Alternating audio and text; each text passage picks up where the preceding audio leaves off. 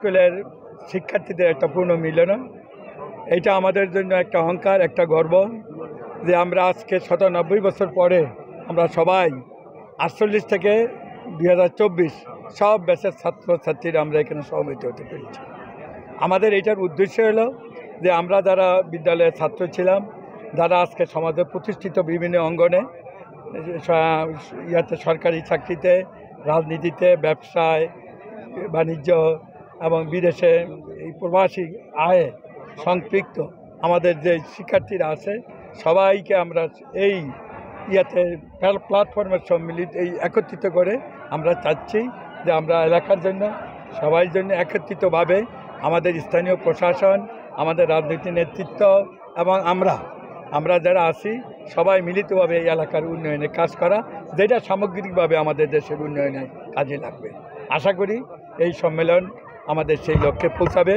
আমরা কামনা করি আমাদের সবাই এবং আপনারা যারা সাংবাদিক আছেন তারা সবাই আমাদের ইতিবাচক যে উন্নয়ন এই এলাকার সেই লক্ষ্যে আপনারা ভূমিকা রাখবেন।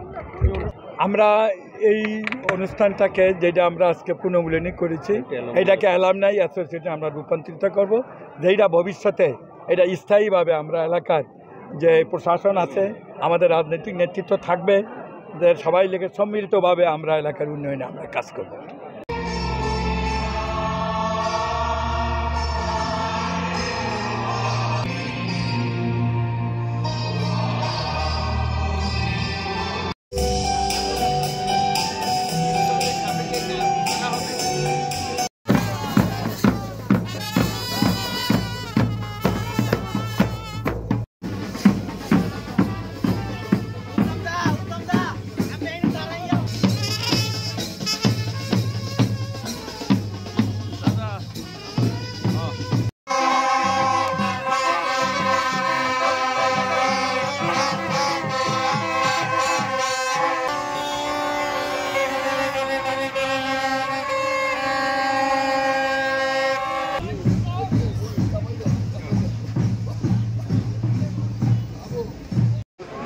অবিনাশ চন্দ্র দাস,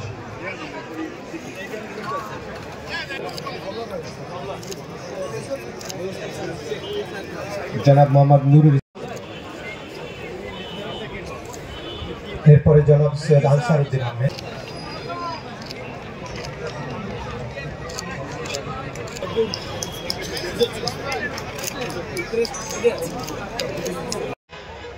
বিভিন্ন পরামর্শ দিয়েছেন, অভাব অভিযোগ দিয়েছেন এবং সমস্যার সমাধান কল্পে